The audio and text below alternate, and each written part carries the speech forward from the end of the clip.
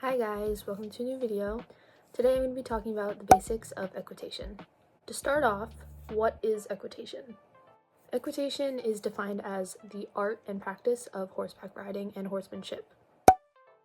If you've ever taken a history course, you know that humans have been using horses as a mode of transportation since the beginning of time. It wasn't until 400 BC that people started to kind of figure out that there is a certain way to ride horses. This idea was developed by the Greek philosopher Xenophon. He made a manual that basically translates to the basics of how to ride. During the Renaissance period, people started making riding academies where they would teach other people how to ride.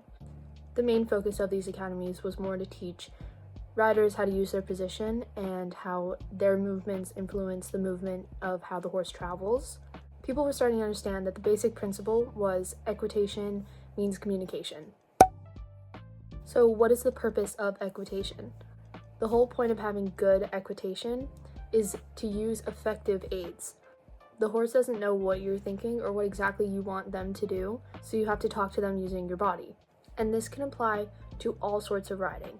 As time went on, horses kind of moved from being the main source of transportation to more of a sport. In the year 1900, horseback riding became a sport in the Olympics.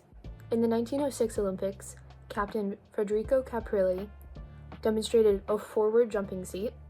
At the time, this was a totally new concept. Before this, people would just sit on a horse's back while they jumped instead of moving their body with the horse. So this caused a little bit of debate for a while until maybe the 1960s. People started to get with the forward jumping seat.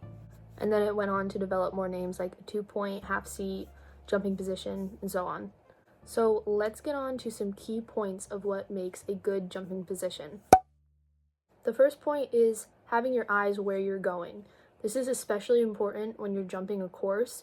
This is important when you're on a horse just in general, but when you're jumping a course, you need to be looking at what jump is next, what line you're going to take for the approach, so you can get your strides right and whatnot.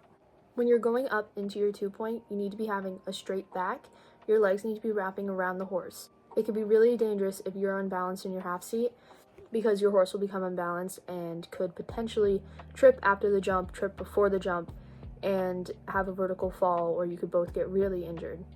Straight back, flat shoulders, and move your elbows up onto the horse's neck. While you're doing these 3 things, you don't want to lose balance so that you catch your horse's mouth. As your upper body moves, your legs stay straight, your heels stay down, and your toes point forward. Follow these steps while still keeping your eye onto the next fence. Next, we have our core and our seat. This specifically refers to your abdomen and your hips. Your shoulders should be relaxed. Sit with your seat bones, have a straight back, and eyes up. Think about a string being pulled at your rib cage. Next, we have arms and hands. A bad habit that a lot of riders have, myself included, is chicken wings. You put your elbows out like this. Your elbows should always be flat against your sides and your forearms pointing forwards. Thumbs should be up. You don't want piano hands. While trotting and cantering, move your elbows with the movement of your horse. Lastly, we have the legs and feet. Again, you should have straight legs, but you should also have relaxed thighs, because if your thighs are clenched, you're also going to clench your knee, and this is going to put pressure on your horse. If your horse is naturally fast, this is going to make them just go faster. When your thighs are relaxed, this allows your leg to wrap more around the horse's stomach, and it also makes your heels aligned. Your knees and your feet should always be pointing forwards.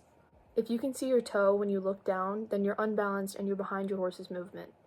When you canter, your legs should be at the girth. And of course, always have your heels down. A good rule of thumb is to remember a straight line running from your ear, your shoulder, your hip, and your heel. If any of these 4 things are out of the line, then you're unbalanced on the horse. That's all for this video. I hope you enjoyed the mini history lesson of equitation and learned something new you can bring to your next lesson. Happy riding, and I'll see you guys in the next video.